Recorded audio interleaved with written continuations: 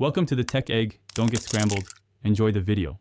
In this video, I will show you how to replace your Lexus GX460 key battery. First, gather your materials: a small flathead screwdriver and a new CR2016 coin cell battery. This easy guide will walk you through each step, ensuring your key fob works perfectly again.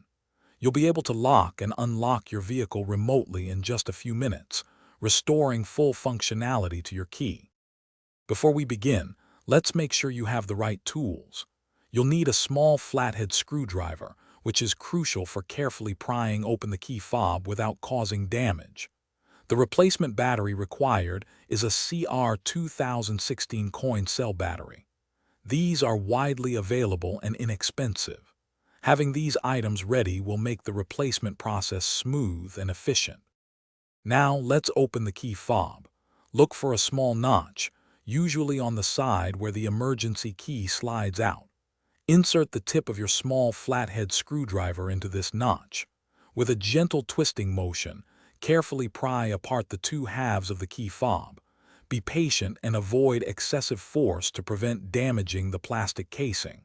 The two sections should separate with minimal effort.